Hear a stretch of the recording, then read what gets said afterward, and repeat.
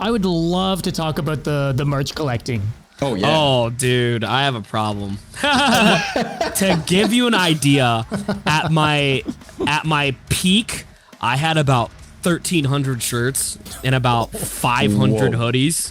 Oh shit, dude. And now I have about 800 shirts, maybe 300 hoodies. Some bands, I have like so many of the designs. I'll have a full tote of said band. I have a tote of Salt the Wound stuff that's like it's got like 50 plus designs, but I have like all the designs. There was a point in time where I had garbage bags full of stuff that was just like stuff I didn't want, and I was giving them to my friends. I was like, I have too much that it's just so. It's overwhelming. It's more annoying to move the merch than it is to move the fridge. Yes, it's annoying. It's annoying. Real quick before we start, I just wanted to mention that we do these podcast recordings live on stream. We typically do these every single Wednesday at 7 p.m. EST. It's a way for you guys to kind of be a part of the conversation, ask your own questions. I find it so much more enjoyable to do it with a community of people watching than, kind of just doing it offline. So, in short, it's a lot of fun. If you're free, do check it out. If you want to support the podcast, you can subscribe to us on Twitch for the ad-free viewing and the emotes. And alternatively, you can become a member on YouTube. Memberships on YouTube are cheaper in most countries, and you largely get the same perks as Twitch outside of the ad-free viewing and the streams. With both, you get early access to episodes whenever they become available. We have a supporter-only chat in our Discord, as well as every second Friday, Yan and I do these supporter-only Discord calls that are a lot of fun. On top of that, you get to be the first to know about our upcoming guests, see some general behind the scenes, and so much more. That being said, simply joining our Discord is by far the best way to show your support. It's free. We've got a thriving community of people that just want to talk about deathcore and metalcore, channels for guitarists, vocalists, gaming, the usual. It's a great time. That's where I'm at 24/7, if I'm being honest. So yeah, come hang out. Links to everything I just mentioned in the description of wherever you are watching or listening. And with that, enjoy this episode.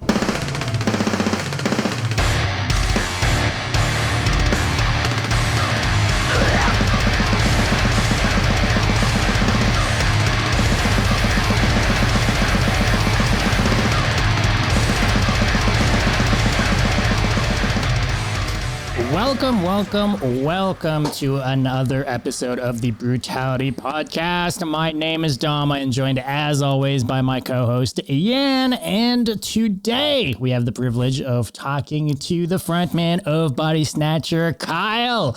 How are you doing, my man? Welcome to the show. Doing great, man. I just, I've had kind of a loaded day. We play Summerfest in a week, so we went to look at some of the leftover merch at my parents' house, and we boxed some of it up, and I got to mail it out this week. And then other than that, I've been doing pretty good. I got home from tour about a week ago. It was like... We got to talk about it. It seemed amazing. Two tours. Dude, it was amazing. I've seen pictures and stuff. Dude. It's crazy. Like we did. Also, my camera keeps autofocusing and then focusing out. So I'm sorry about that. But we're gonna pretend it's an effect, that it was intended. We're gonna pretend it's a filter that's going in and out. But so we did 5 weeks in Europe with Spite, and then we just did. We were home for a week, and then we just did the co-headliner with Spite, and that was another 5.5 weeks. So I was out probably about 11 weeks. Yep. How's being home been? It's awesome. I love it. It's great. I love being home. I love performing. I love touring and stuff. But like after about 2.5 weeks is when I'm like, all right, I've had enough of this. I want to go home. But that's just me. So you had another extra 8 weeks to add on to that. Yeah. Just to make sure. Yeah. Yeah. It's just like, But and then you decided to do a podcast right when you get back as well. But I like doing these. These are fun. I like playing too. That's But it's a good time. Especially like when I was looking at the pictures and stuff, like it looked like every single show was like full and like the gas fucking venues too. It looked like crazy. Like I was looking at the amount of people and all that. Like must have been insane. Like as a band to see that every single. It's crazy. From my perspective, I don't know if it was like that like every time, but seemed like it was always packed and amazing. Oh yeah.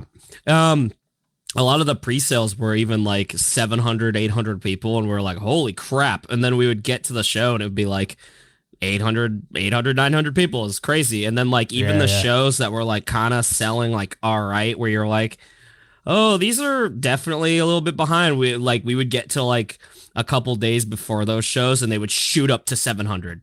And you'd be like, shit. Whoa, okay. Like there was a couple days where we were like, might be a little different. And then we'd get to the show and they'd be like, well, we just sold 300 tickets today. And we're like, oh, okay.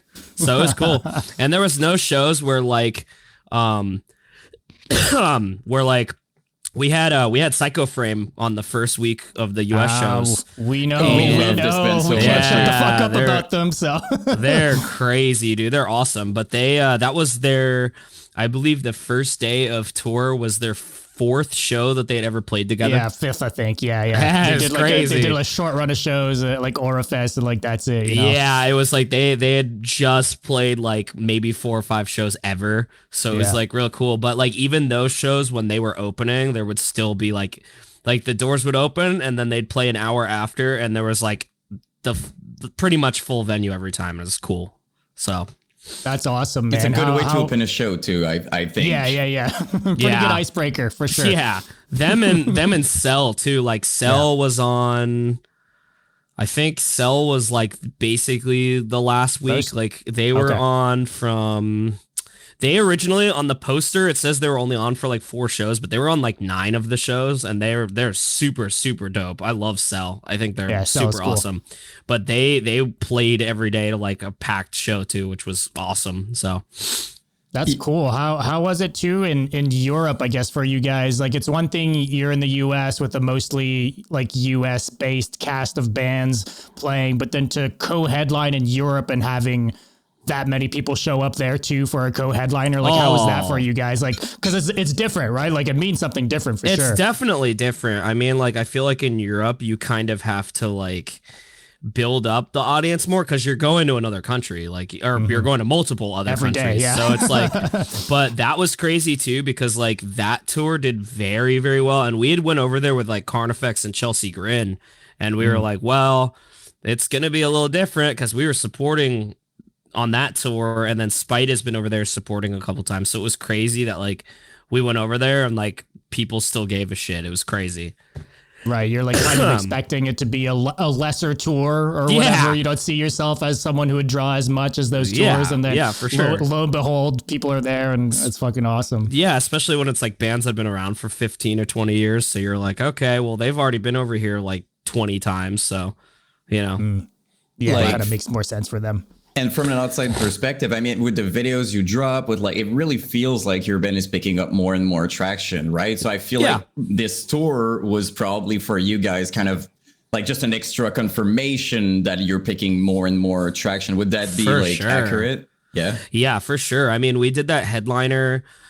We did one last year, which I mean, granted, like the package that we kind of like went out with was like something that we're like, yeah, like everybody's going to want to see this. It was Distant, Paleface, Angel Maker, Us. And that sold out every single day. And every headliner we had done before that did well anyway. But like we did that. And then we went straight on to Lorna Shore. And that was like an insane tour too.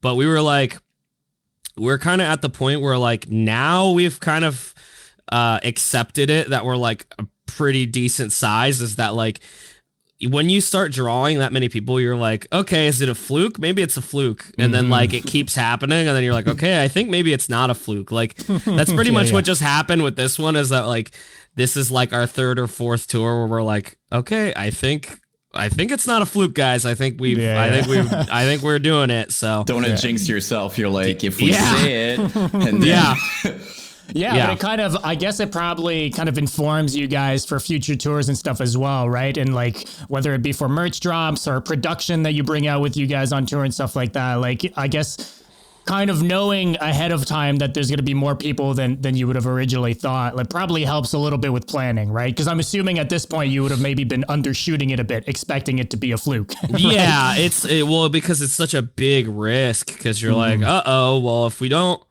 draw what we thought we were gonna do, or if we print all this merch and then nobody gives a shit, you're like, uh-oh. Yeah. But I mean, like, it's been doing pretty good, so I mean, I'm stoked on it for sure. We had, like, last time we spoke, Bodysnatcher was with Chris. We were talking a little bit off stream. This was like in March, and we talked to him a week, like 4 or 5 days before Murder 8 came out. Yeah. Which was the first single off of the upcoming EP. Yep. So you guys have put out 3 songs since then. You guys have done both of those tours. How has been the reception to the songs? Because I want to get into, like, the production of it and all that stuff. But how's the songs been for you guys? So we play all 3 of those songs live, and they've all done like crazy good. Like, everybody's like immediately become familiar with all of them. So it's just like, every time you put out new music, you're like, well, hopefully people give a shit. And like, it's the same thing. It's like people immediately are like familiar with them, and you're like, oh, well, then I guess it's only up from here. Yeah. No, that's cool. That's cool to. How was it from your perspective being with going in with Putney? Because we talked to Chris a little bit, but for you as a vocalist, how was your experience there? Intimidating, dude.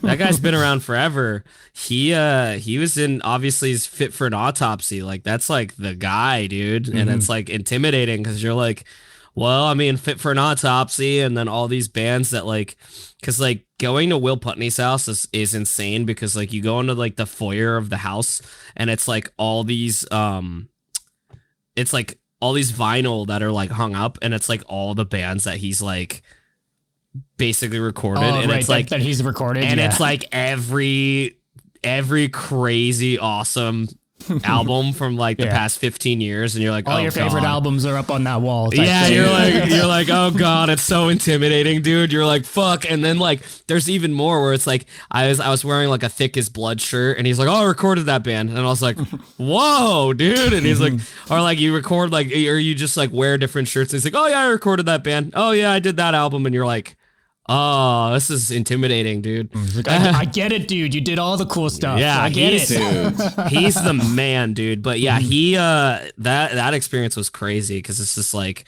he's very professional, but also like he knows exactly what bands are supposed to sound like, especially like heavy bands, because obviously he's recorded so many of them. He gets it. Yeah, like we came in and he knew exactly like what we were trying to do. He's like, oh yeah, I know exactly what this band should sound like and what the final product should be. So, but recording vocals with him was like, I expected it to be a lot more like stressful, like as far as like the recording process, but he was like stoked the whole time. He like, I would like do a line and he'd be like, great, dude. And I'd be like, you don't want me to do that again? And he's like, nope, you're fine. And I'm like, cool. Okay, well, if this guy's saying I'm good, then you're okay with that validation. Yeah, I'm totally fine with it. Yeah, and we were recording one day, and he I remember I don't remember the song or what line, but I did like a line, and he goes, sounds like Nate Johnson, man. And I was like, all right. I don't need to hear anything else, which that's the first Fit for an Autopsy vocalist, and he was in he was in I Detest and stuff like that. Premonitions of War. Yeah.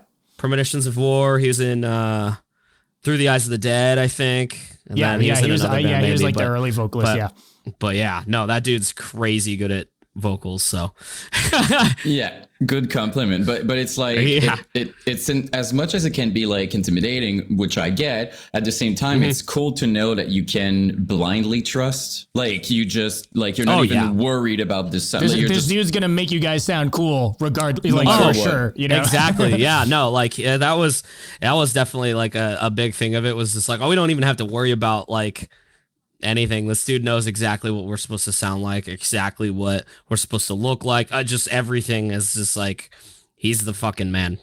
And the reception, like I was reading the comments, from your recent stuff, and we had obviously we were lucky enough so that Chris was sharing, about the topics and all that, and it's very cool to see because you can tell people are connecting on another level. I was curious to know if you can feel that. I'm pretty sure you can, but like live, is that something like when you talk with people and stuff like that? Did you get a lot of people like, oh my god, dude, like your message, I get this and this? I'm curious. Yeah. Oh yeah, dude. Like it's especially with the newer songs, it's like a lot of people connect with a lot of that stuff. I mean, with a lot of our music in general, a lot of people connect with the words and the lyrics and stuff, but like I've noticed a lot of people definitely like, especially with like Murder 8 and like even like Dead Rabbit, which was about like Adam and stuff. Like like we play that and like everybody knows the whole Chris section where Chris is doing vocals. Like everybody knows that part, and I'm like, whoa, dude, it's pretty cool. It's a cool feeling for sure. How is it for you? Because I guess because you have other people writing in the band alongside you, and it's also to those kind of stories for Murder 8 and Dead Rabbit, right? It's other people's stories as well, right? It's not necessarily just your own stuff. How is it for you, I guess, performing live and even in the studio, because I guess you want to honor those stories too. Yeah, I guess, of course. right? There's some sort of pressure, and then at the same time, it's not your story, so it feels different, obviously, than if you were the person singing it. So I don't know, how do you see that sort of relationship with the lyrics? I think just the fact that we're all able to like vent with music and like all able to write things like that is like a definitely a it's like an what is the word for it? It's definitely like an asset to have, because like it's not all just coming from me solely, because it's like eventually you're gonna run out of stuff to be like, okay, well, I've already said this, I've already said this, I've already said this. So it's like cool that everybody gets to like write stuff and like I get to like sing about that stuff. But it's like definitely like I guess you would say like for instance, like I knew Adam, so it's like definitely hearing that stuff and like writing it, or like reading the lyrics when Chris sent me this and was like, what do you think about this? I was like, holy shit, dude. Yeah. I'm like, ugh. Because I knew Adam as well, so it's definitely something you feel for sure. Like it's definitely, it bums me out, but it's like when we were playing every night, he would say something before we played about Adam and stuff, and it's like it's definitely cool, because it's like I'm sure Adam would be stoked to see the band do fantastic and stuff, because he came out a few times when we came through. A couple of the King Conquer guys usually come out, but Adam, before he passed away, would come out to some of the shows, and it was like just cool to see him, and it sucks, but and people are still, it's a good way to keep the memories alive and stuff like that, just by mention, like on my channel when I did the King Conquer video, first of all, just hearing Chris talking about that stuff, I don't know him in a personal level, and I was kind of emotional just hearing about it. And then it was kind of, and he's such like, he's such a cool like guy, like super positive, and he's telling you all these, and you're just like, oh my god. And when I released the video, it was a beautiful thing how many people in the comment section said Adam legend, stuff like it was kind of a big moment, and it was it's cool to see that, because to me it's the least we can do is to acknowledge what these legends like Adam did for our scene, so yeah, man. It's cool that you guys are doing it. Sorry. Oh, no, you're good. Yeah, it's I agree. I grew up seeing that band play, so it's crazy. Like even when we play those songs or any of those guys come out, I'm like, whoa. I just, I grew up seeing King Conquer, a lot of those older bands, even Florida, just it's I think it is definitely, like you said, it's like good to keep names and people alive through music and stuff like that. So, I mean, you say this, but at the same time, like you're in a band with people from like Float Face Down and King Conquer and the Elite Plaza Down, dude. You're telling me, dude. You're telling me that's some shit that whenever I hear about that shit, I'm like, God, dude. Like it's pretty crazy, man. Like like especially the Float thing. Like I listened to Float Face Down for like ever, and then Kyle shows up like in the band, and I'm like, I always talk about that with everybody. I'm just like, dude, yeah, like these guys were all in like bands that were just like crazy awesome. Like, the Avengers of the deathcore, hardcore in one band. Like you're all coming from something amazing and like a super band, you know? It's awesome. It was actually, it's pretty funny. Like whenever I tell people about like when I was getting them to join and whatever, like when the band was going to go through like a big member change, there was a couple people that like had the offer and they were like, I can't do it, or like, I don't really want to be in a band again, or blah blah blah or whatever. But that's also funny because we had done, when we were, this is like years and years ago, we did 4 or 5 days with this band Demolisher. And I remember can't shut up about them either. I love Demolisher. I love Demolisher. Yeah. So we did a short run with Demolisher like years and years ago. And I remember when we were like, oh no, we need a guitar player, or we might need 2 guitar players. I asked the guitar player from Demolisher, and he was like, I'm not really playing music anymore, and blah blah blah. So that was like a possibility of somebody that was going to be in the band. Dude. And then we had Ryan from Adalia. I had asked him if he wanted to be in the band, and he broke his hand like 2 weeks before we went on tour. And then he was like, I don't know. Count me out, I guess. And I'm like, oh, okay. So it's like, it's just funny because like nobody knows about that. And then when people hear about that, they're like, what? I'm like, yeah.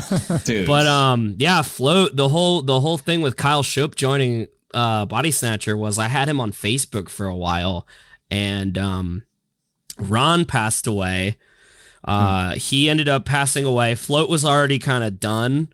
And Kyle Shope had reached out to me on Facebook, and he was like, hey, if you fly up, do you want to... The tribute thing, right? Yeah, they basically, what they were doing was Rich, the guitar player from Float, was like, okay, well, we're going to do one more Float show because, like, basically it's like a benefit for Ron's family, and, like, you know, because he passed away kind of, like, unexpectedly.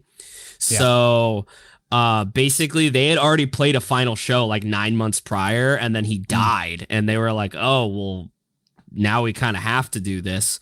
So Kyle Shope reached out to me, and because we had mutual friends anyway, I was mutual friends with a couple of guys. Do you remember that band Existence? They were like a New Jersey band. They're also a super heavy band. That's true. Okay. They were so Ron had done like on, he's like on an Existence song, and Existence was like one of those New Jersey deathcore bands. They did like a couple tours with like Last 10, Float Face Down, like that era of bands. Yeah. So I was friends with the singer on Facebook, and I remember I was friends with a couple of just random tri-state people, and that's how Kyle Shope kind of like hit me up and was like, hey, would you want to fly up to possibly sing for Float for like a couple songs or whatever? And I was like, yeah, sure, like I'll do it. So I flew up, and it was literally Float Face Down, Merciless Concept, Existence, and like a couple other bands. It was like Ron's friends bands and stuff. And so I flew up, I learned a couple Float songs, which I had already listened to Float for like for years and years. So I was like, a challenge than someone else probably. I was like, whoa, I'm gonna sing for Float Face Down, holy shit. So I flew up, played the show. And it was going to be like Float Face Down with friends sort of thing. Like it was going to be like Storm from Last 10, me, Charlie from Existence, a couple other people doing like a couple songs each. So, I played, I think 2 or 3 with Float, and then, you know, whatever. And I talked to Kyle Shope, and he was like, yeah, I would love to be in a touring band again. Obviously, Float's been done for years. It's probably not going to happen again. And then a couple months later, we just kind of so happened to have like a member change, like big member change sort of thing. We had like 3 dudes quit. So I just like on a whim remembered that. You're like, wait, let's this guy said on he a wanted to whim. tour. I was like, maybe this guy will want to do this. I don't know if he's gonna want to, but like the worst he could say is like, fuck you, no, I'm not doing it. But I texted him, and I was like, hey, would you want to do this? Like, we have a tour with Ingested in 2 months. And then we have a tour with so-and-so. Would you want to do this? And he was like, I'll let you know. Around the same time as Chris, right? Too? Yeah. So that Chris, was all kind of at the same time. Yeah. Yeah. So basically Chris had joined probably maybe a week before this. Yeah. So basically, like, without getting super into it, we had a couple guys went to another band, and then another dude just flat out was done. So we lost like 3 right then and there. But I was basically like, okay, well, we'll, I'm assuming there'll be people that want to play music. Like, it's probably not going to be super, super hard. So what happened was we had a song ready already, and we were going to go record with Chris. And then we went and recorded with Chris, and he was like, I'll play drums. And I was like, okay. All right. And he was like, do you want me to try out? And I was like, no. I was like, you're in King. Do it, yeah. I was like, you're in King Conquer, dude. You don't have to try out, dude. So he just like right then and there was in the band, and then like I thought he was joking around, and then like 2 days later he texted me and he was like, I'm being serious. Like I'll join if you want me to be in the band. And I was like, yeah, of course, dude. Like, yeah. Who else am I gonna ask? So he joined, and then like, let me get back to you. I just gotta make a few phone calls. Yeah, I was like, oh yeah, there's other people. Yeah, in line. No, so he joined, and then a week later, Kyle Shope. I hit up Kyle Shope, and he was like, yeah, let me think about it. And then he got back to me, and he was like, yeah. And then the other Kyle, the guitar player Kyle, he played in a band called Beacons, which was like a super heavy band from like South Florida. And our guitar player at the time was kind of already like not really wanting to play music anymore. Like he wanted to do his own thing. He wanted to do like rap and like his other project. So he kind of just like did one more tour and then he left. But he was already kind of thinking of doing Kyle Carter anyway. So we were like, okay, like when he left, it was just like, okay, well, we'll just pick up Kyle Carter. But we didn't even plan on the whole like Kyle thing. It just kind of ended up happening by accident. And then we were like, God damn it. Like, I didn't even think of it. We need some nicknames right away. Yeah. so we all go by last names, but I didn't even mean to. I was like, whoops, God damn it. Like, I mean, it's not like you would have not taken someone because his name is exactly. Kyle. Like, I mean, they were all in dope bands. So I'm like, well, God damn it. And then like we kind of realized afterwards and we were like, okay, well, whatever. But yeah, but no, the Float Face Down thing, yeah, that was like one of my favorite bands for like ever. It was so good, so freaking good. They're insane. I got to see him. I believe I saw him twice with Ron, and then I played with him. Yeah. So which was also ridiculous. Like I'm like standing in front of them as they're playing like some of the heaviest songs that I listened to, and I was like, oh my god, I'm like playing this with them. This is crazy. But yeah, those are like truly like one of a kind moments too, right? Like literally. Oh yeah, dude, I'll never forget like that's that. never gonna happen again. It was a one-time thing. Like I don't know. I think those types of shows are like extra special. Like circumstances aside, right? Yeah. Those are the types of shows I think that kind of stick with people. Even people that were in that audience probably. Right? Oh yeah. Because again, dude. It's like a cast of vocalists doing these things. This last set to honor someone. Like. Oh yeah. Yeah, the vibe that night must have been something else.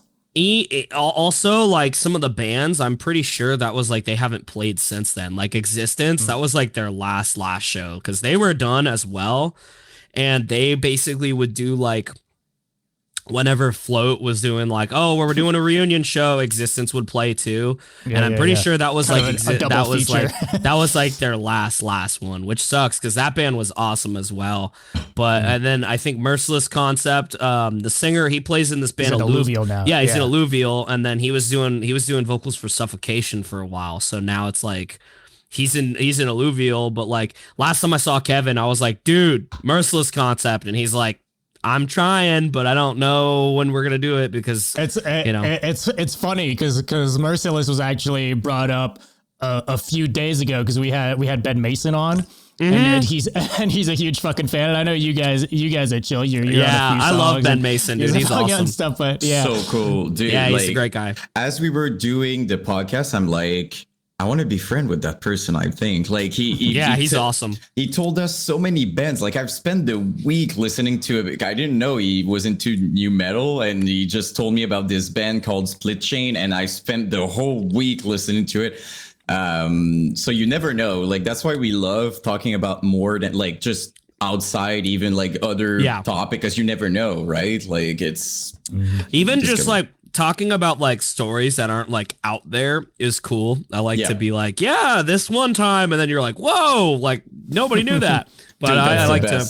I mean, look, people in chat were saying that they weren't aware that Chris was in King Conquer. So there's King Conquer.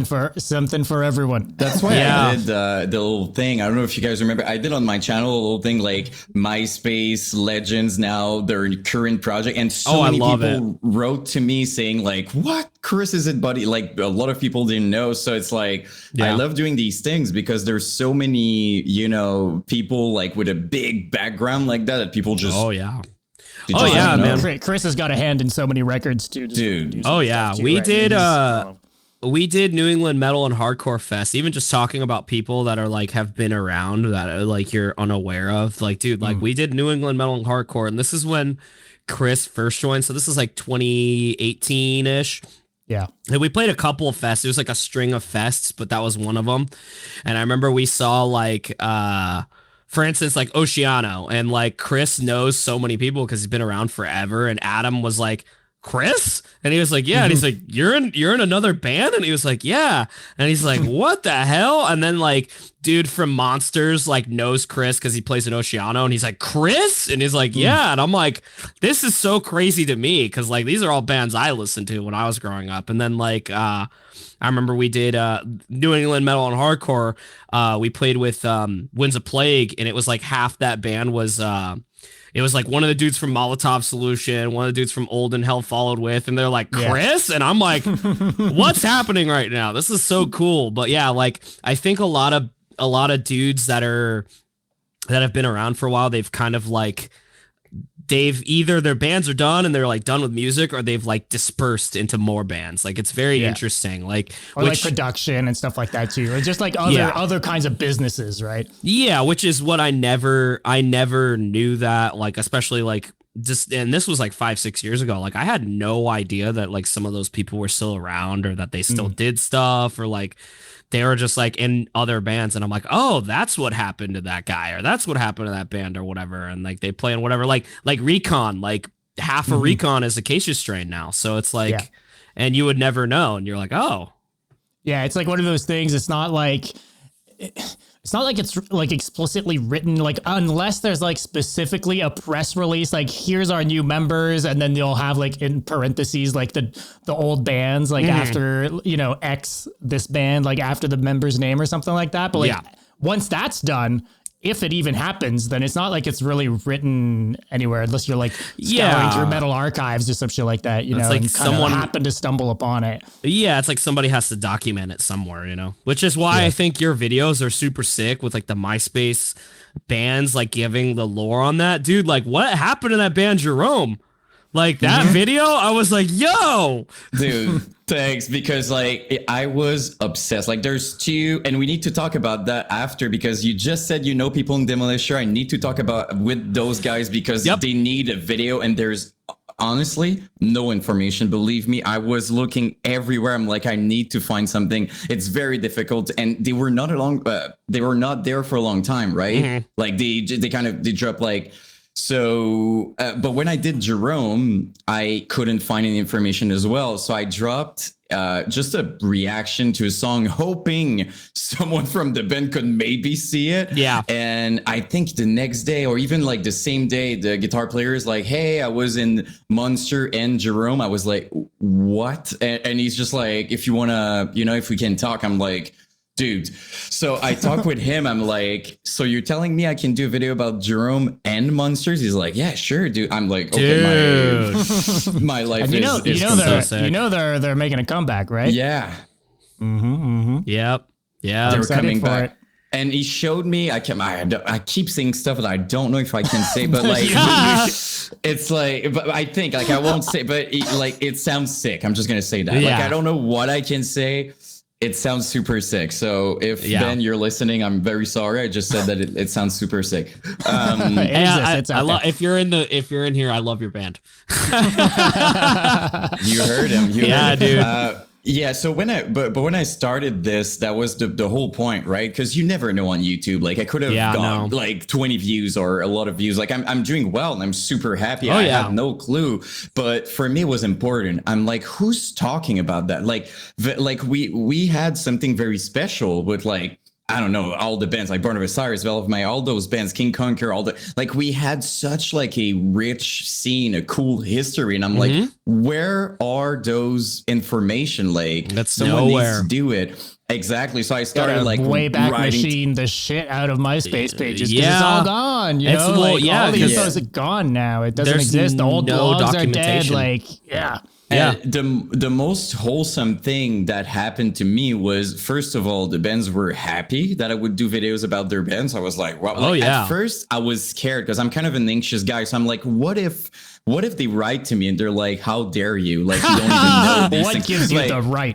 You know, like, yeah, exactly. You were there, but like, they're all amazing. I all receive, like, pretty much half the bands on my page are like, hey, thanks for doing that. Like, it's pretty accurate and stuff. So I'm like, wow. And yeah, man. I know, you know, like, I know a lot of those guys. If you ever want to like to be connected with certain people, I know a lot of those older bands, a lot of the legacy guys, just out of just being in the band, and then some of them even being like, I like your band, and I'm like, what?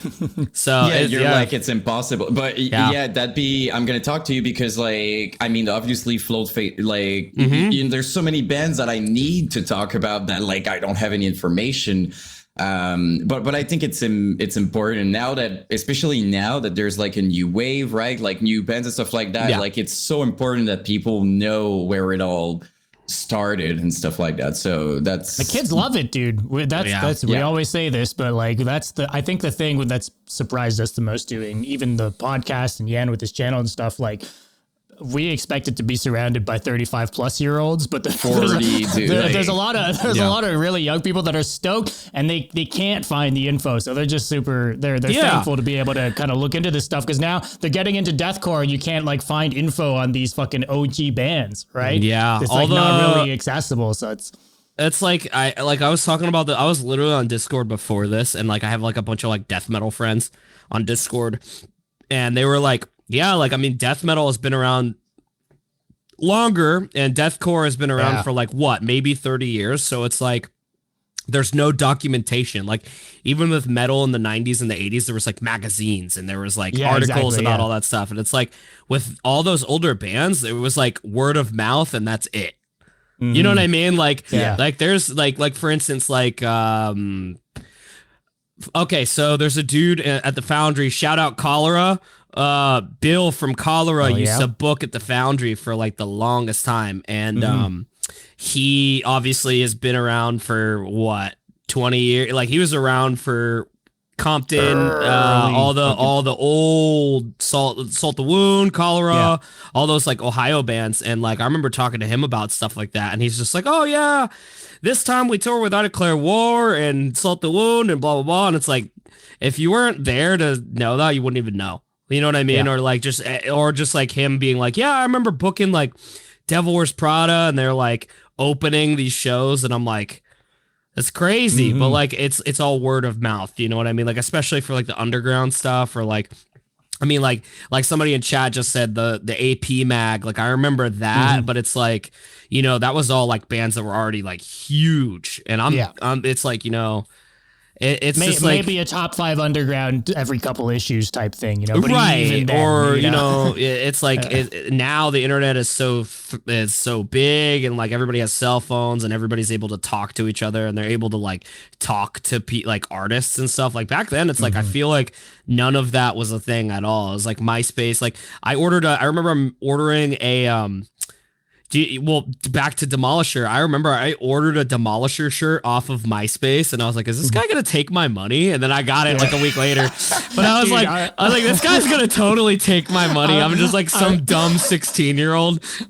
I was looking at I was like on Wayback Machine looking at some stuff for Elysia, and like he like straight up on the MySpace page had his like full address, And like, cause it wasn't like PayPal or whatever. It's like send a mail order to this address. It's like the dude's address. It's like, I can't even like show this like on stream today. Cause I'm like scared to fucking dox someone, but this was just kind of like out there, you know? It's wild. But it was cool in a way though. Like, I'm going to tell you what I think was awesome. It's like, it was a discovery, right? When you would find, like, I remember finding We Are the End, right? Oh, like, dude. I was like, whoa. Like, you feel like you always felt like you were VIP in that sense. Like, you found that band, you're like, oh my God. 500 other people are really stoked right now. And then you read the blogs to know if they're in studio or like what's happening. Like, it was so cool. And I love still that it's cool now, you know, there's other advantages, but back then it was like this special kind of, you had to be there experience.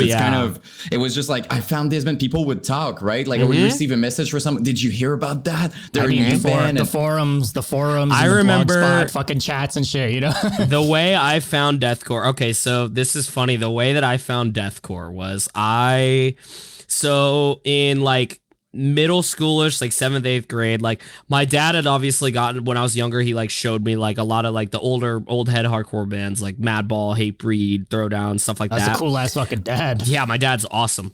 But so like I had already like was kind of introduced to like metal music and like core music, but like basically like in 7th or 8th grade, I remember Headbangers Ball, I saw a Devil Wears Prada music video, and I was like, oh, that's cool. And like that's when I started like getting into like the metalcore bands, like the scene bands or whatever you want to say. And then I remember in 9th grade, I'll never forget this, it was like the second day of high school.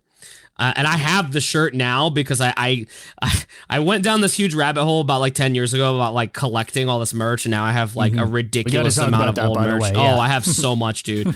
But I set out to get all like the smaller sizes that I got them all in like larges and XLs, and like it took like 10 years to get everything and some more. Like I have stuff that I never had, but I also have stuff that I did have. But I remember this shirt, and it was this band called A Different Breed of Killer. Dude, and I remember, they're one of my favorite fucking bands from back then, dude. Oh my God. So I remember I got on the bus, and I remember there was a kid on the bus, and he was wearing A Different Breed of Killer shirt, and it was like the logo is so cool. Was like these, super square. Yeah, it was like these gears, and then the logo was like this. It was like completely stacked on itself, and I remember I was like, what is that? I was like, that's a band shirt. And I was like, what is that? And he was like, oh, it's a deathcore band. And I was like, I don't know what that is. And I remember, because I remember I had been exposed to like Whitechapel and like Emmure and like the Acacia Strain, but like I'd never like listened to like the underground bands. So like I knew the bands that were like FYE and like Best Buy, but like I had never gone through like the MySpace rabbit hole. Even though I was on MySpace, I hadn't discovered that yet. So what happened was this kid was like, yeah, you want to hear like some bands I'm listening to or whatever? And I was like, yeah, sure. And I remember this was at like 8 a.m. We were like going to the school. This was like the second day of school. And I remember he was listening to a band, and I never forget this. And I told Brandon this like a million times, and he thinks it's awesome. But the first like underground deathcore band that I ever heard was We Are the End. Hell yeah. It was, he was listening to We Are the End in his ear, and I was like, wow. I was like, what is this? And then he showed me a couple other bands. He showed me like I Declare War, like Amidst the Bloodshed. He showed me A Different Breed of Killer, like old Chelsea Grin with like the EP. And I was like, holy shit, I don't even know what this is. This is crazy. And like, I remember I went through school that day, and then at the end of the day, I was like, dude, how do you find these bands, and where can I find like where can I download these? And I remember he took my iPod Touch, and he went on the Notes app, and he wrote down like 80 bands. And I have that iPod Touch somewhere, but I still have the note from all the bands that he wrote. I never deleted it. And so he wrote all these bands down, and I was like, how do I get this? And he's like, you go on this website, and it's called Duckcore, and there's one called Total Deathcore. Wow. Yes, those were the two. Wow. Those were the two. And then there was another one, I think, that was like, it was like Bloody Mess or Bloody Milk or something like that. He's like, you go on these three, and this is where all these bands are. He's a legend, by the way, just so that we're clear. This is my buddy. Yeah. Like, it just, what? It changed my life. But so he showed me these bands, and then I remember I went home and I went on YouTube. He's like, yeah, you can find these bands on YouTube too, and like you can download these through like WinRAR and all that stuff. And I remember I went down the MediaFire links, the rabbit hole, and then I downloaded all these bands, and then like within 2 weeks I was just like all about all these bands and stuff. And now it's literally your career. So, yeah, it's weird. And you know what else is weird?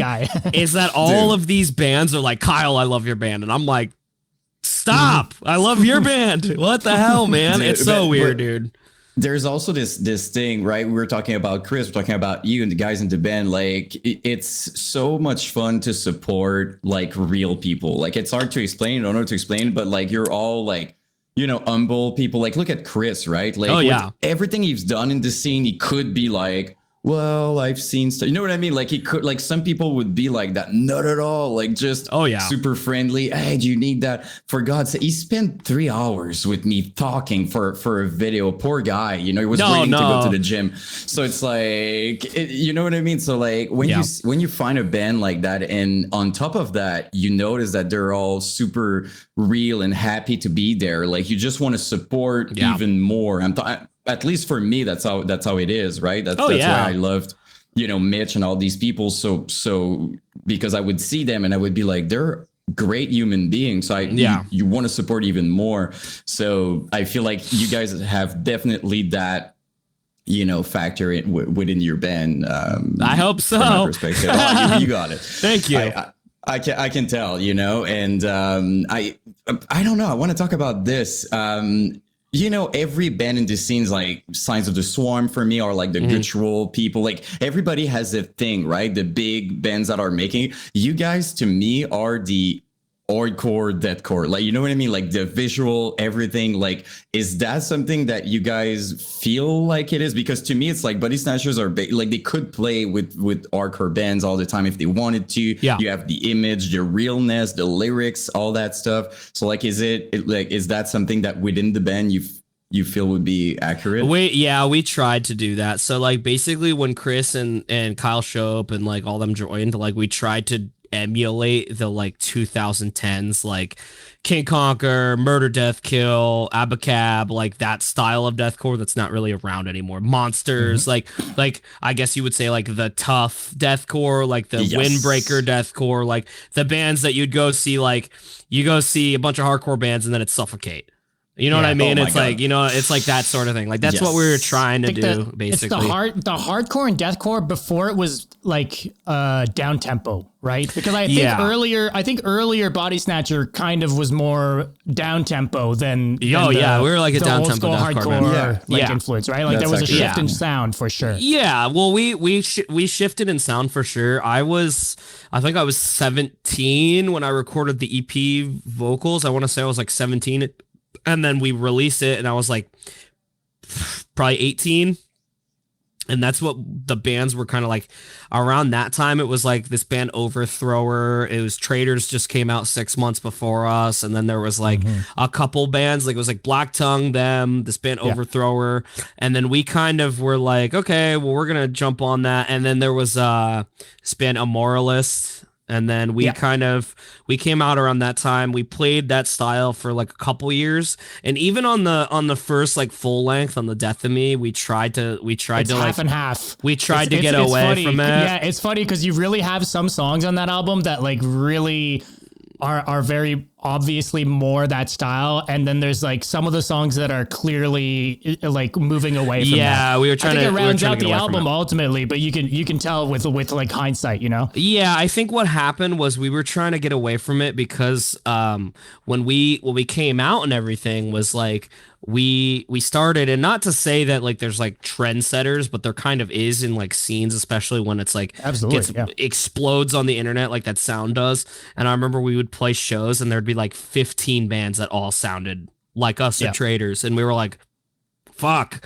So we kind of like tried to get away from it, and that and also like at the time even we were like, okay, I think this sound is not gonna be around forever, and I think it's gonna like end up dying out, in which it kind of did.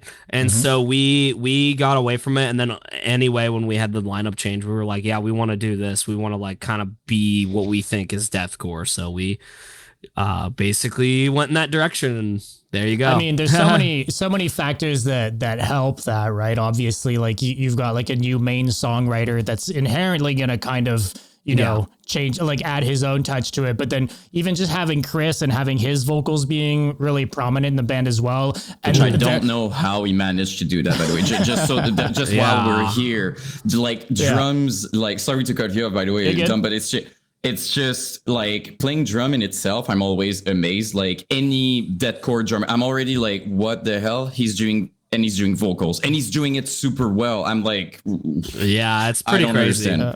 And he has a super hardcore like style of vocal, I guess is where I was going with that too, right? Like I think that definitely helps to add to that kind of energy. I was listening through the music, actually kind of prepping for this, and I was wondering, like, even on the EP songs, they're a bit faster too than previous material you guys have put out. Like there's a little bit more like blast beats, and I think even just like BPM wise, it's just like for the most part, like obviously it kind of fluctuates and you get into breakdowns, and I think that's great because there's just like more of an impact. If anything, there's more contrast. But how do you guys look at that? Because I think that's kind of a hardcore thing too, right? The faster like the punk kind of beats, part. Yeah, we definitely tried to make that transition even more, and now I think the sound now is pretty much what we've been trying to go for a long time, and I'm glad that it's like gonna be out there for everybody to listen to. It's still super heavy, but it's also got a lot of the core influence in the deathcore and stuff, so I'm hyped.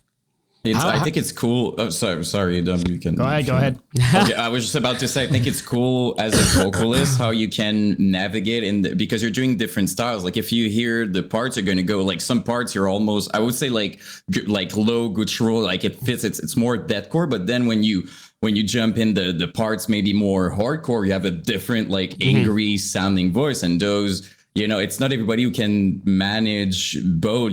Sometimes it bands it's going to be like two different people. Yeah, having some sort of a style switch within a band for a vocalist, you still got to fit, right? You got to make it work, but that's not for everyone, right? It's cool. I'm thankful that it's turned out the way that it's turned out, and also that I'm able to do that with my voice and still be able to fit the music and everything after too. Yeah. You know, you just came back from a tour. You seem to be doing amazing. So. Yeah. Doing great. Yeah.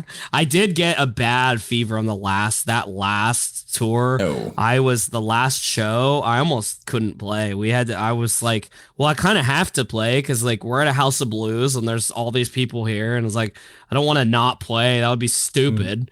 Like have the band go out and they're like, hey, I know we're playing last, but like he's not coming out. I was like, that would have been dumb. So I was just well, I have to play, you know. So but now I'm good. Now I've had a week at home, so I'm feeling good. But dude, how exhausted were you after that show? You know what I mean? Like you pushed through, so after it must have been like, okay, I need now I'm sleeping. I went and showered, and then I slept for like 11 hours, and my lady actually called me and was like, are you alive? And I was like, oh, I completely forgot to even. I was like, yeah, I went to bed and I just slept through the whole day, but it was like it was worth it because now it's like I was able to heal, and then also like I'm glad that was the last day of tour because that would have killed me.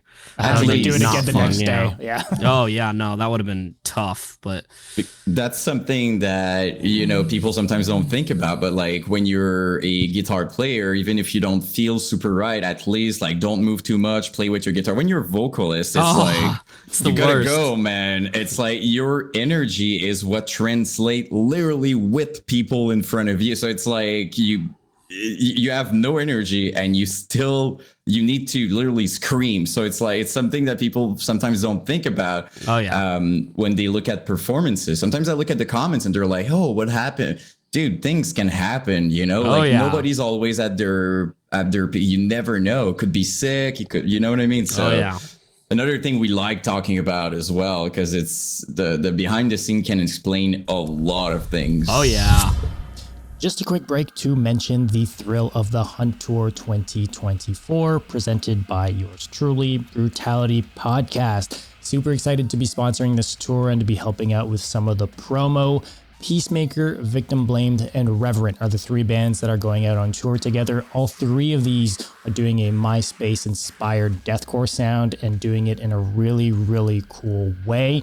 I've been seeing a lot of the local support bands for a lot of these cities being other bands in the genre, these newer bands that are popping up that are doing it in a cool way as well. So it's running from July 12th to the 27th. It's hitting Florida, Louisiana, Texas, Arkansas, Tennessee, Georgia. So if you guys are in any of those states, I would urge you guys to check out the dates to see if one of the cities is near you, if any of these shows are coming close to where you live. Go out to the shows. I will leave a link in the description for more information, and I've got some music on there from every single one of the bands. So I urge you guys to check that out. These shows are going to be a good ass time. And yeah, that's kind of it. Back to the show. What was that last show local to you? Was that Florida? A Florida show the last one? No, that was Louisiana. So we played and then we had like a 10-hour drive home. Yeah. Oh god. Not too far at least compared to. Yeah, not like we played in California and 2 days. So yeah, no, it wasn't super bad. It was pretty easy. I mean, we just played and then drove home. So you slept through it. So yeah, I slept through most of it. So yeah, I woke up and it was halfway done. So I was like, oh, thank God. But that's cool that you did it though, because honestly, it's the kind of things that personally I would have been like, yeah, dude. I mean, the dude, had a freaking fever when I wanted him to do so, but you still, it's not everybody, dude. You still did it. Yeah, I think I had 102 fever or something. It was probably not a smart idea, but I did it anyway. I was like, I don't want to just not do it. It would just look stupid. Leave my guys hanging. They have to play and there's no singer. I'm like, I don't want to do that. So yeah.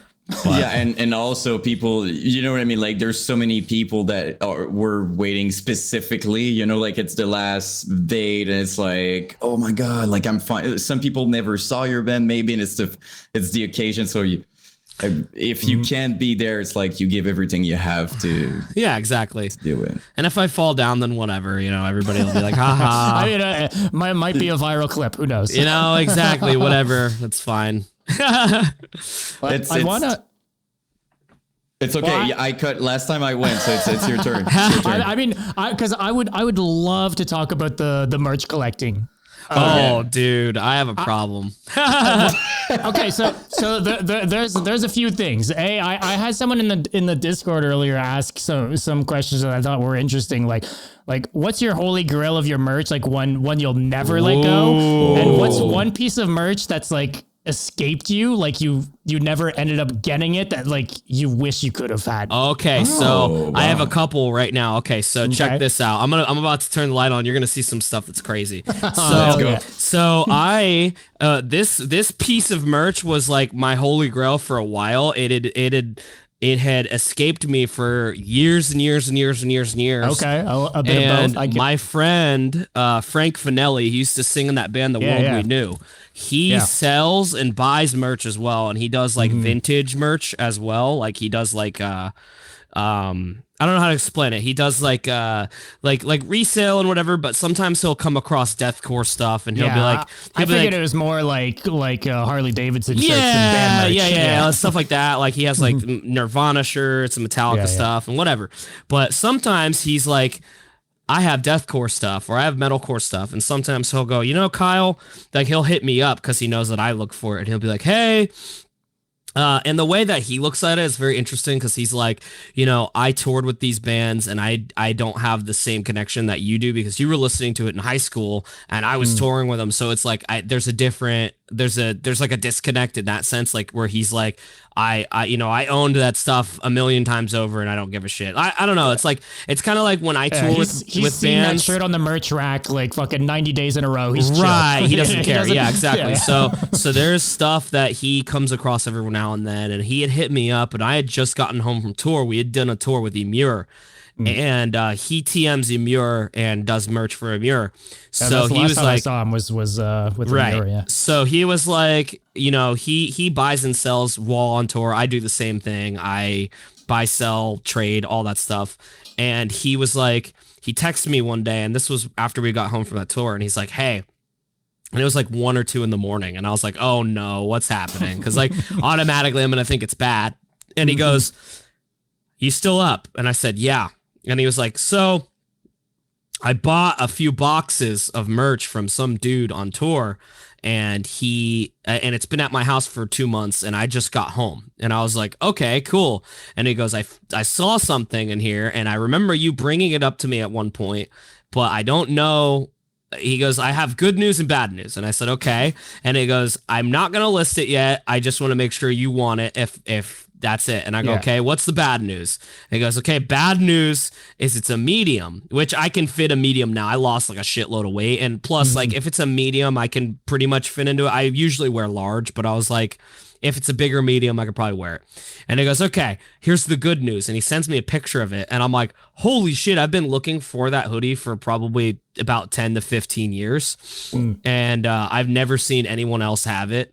I've only seen it. It's not even on Google Images anymore. It's gone. Like, it's like kind of like how all the old like indie merch now, like listings, they take them down. So you can't see them even on Google. So I was like, I've never even seen that. I was like, he lives in Orlando. So I was like, yo, I'll come out there. And he sends me a couple other images, and he's like, here's this too. Like, do you want this? And I was like, yes. So I went out there and I got this hoodie. This is one of them. This is one of the crazy ones. So it's a Salt the Wound. Oh shit! And it's got the green. The big ass print. Yes. Come at me with everything you've got. So that's that one. So that's that one. And then I have another one that's in a bin because some bands I have like so many of the designs. I'll have a full tote of said band. I have a tote of Salt the Wound stuff that's like it's got like 50 plus designs, but I have like all the designs. And there was one that I was missing for the longest time. And that was a hoodie that was, I even messaged, because I know some of the guys in that played in that band, which is crazy because that was one of my favorite bands back in the day. And it has the devil on the back, and he's like fucking a head. And on the hood it says Salt the Wound, and on the front, giant letters, it says eat my. And I'm like, I had only seen it on Google, and I was like, this hoodie does not exist. Like, I'm never gonna find this hoodie. They don't make them like that no more. And so I had talked. I remember I talked because my fiance is originally from Ohio, so she's like she was living like 40 minutes out of like Cleveland area, but I know a lot of people in Ohio just in general from touring. And I remember about a year or two ago, I was like, hey, Ohio friends on my Facebook. I was like, please, I need to find this hoodie. Like, I'm convinced it doesn't exist. I've never seen somebody have this. And then somebody hit me up and they were like, hey, I have that hoodie. What do you want for, or what, how much? Yeah. Like, I was like, holy shit. And so I offered him a pretty ridiculous number, and he took it. But I have that hoodie now, and I've never seen anybody have it. There's a couple others that I have, like what would be another one? I'll show you one right now that's also crazy. How many totes do you have? How many shirts we talking here? So you got to have some sort of a tally. To give you an idea, at my peak, I had about 1,300 shirts and about 500 hoodies. Holy shit, dude. And now I have about 800 shirts, maybe 300 hoodies. I sold, there was a point in time where I had garbage. You were on Depop. You could have a merch store by yourself. Oh yeah, easily. I've thought about it. Yeah. I've thought about it, but it takes so long to take pictures of everything. It's like. Yeah.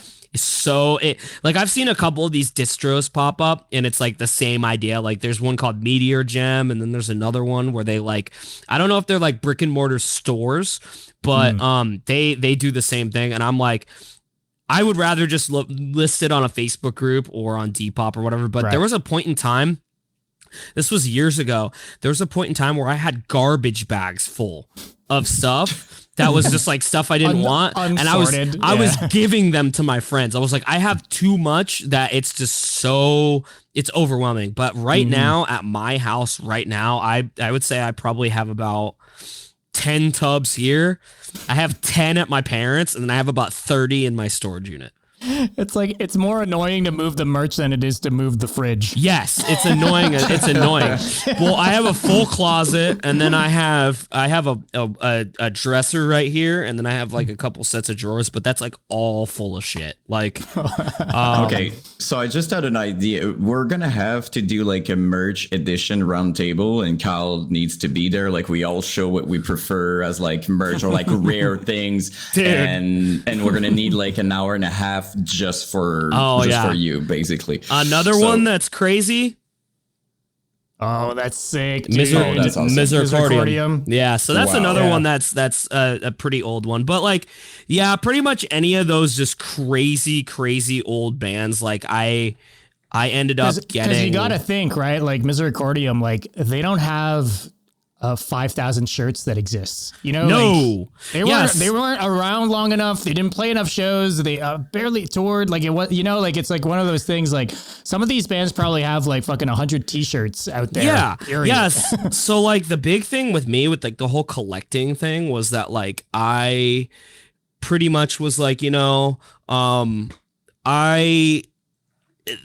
so the way I got into it was around like, I would say maybe like 2012-ish was when I like graduated high school, like all that stuff. And I was like, you know, I think I was basically like, was there a market or is there anywhere I can get any of these shirts that I can't get anymore, or the one that I have in a medium or one that I have in a small or whatever. And I was like, how do I get this stuff? Because I can't. Some of them are all sold out on merch now or indie merch or whatever, or some of their big cartels are done.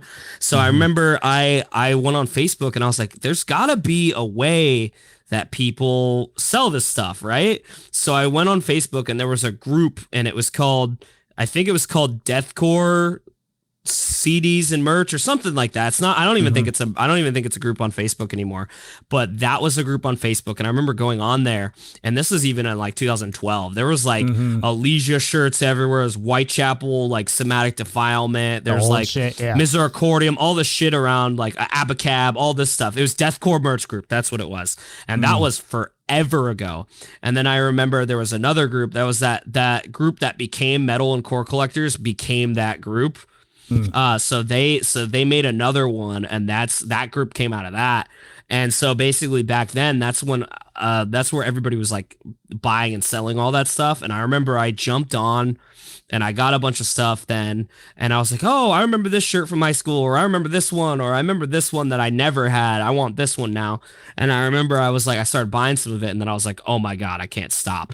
And then, you know, then Facebook or eBay, I started buying shit on eBay, and then Depop like started being an I remember it started being an app, and then I was like, oh, well, here's another one where I can buy stuff. And then it just ended up doing that, going that way. And then I just went fucking crazy for like years. And then I remember, I started, because what I set out to do, like to get back to your point about how there's only so many of whatever band or whatever, is my thought process, even in 2012 was, I was like, how many shirts have I thrown away, or how many shirts have I ruined personally?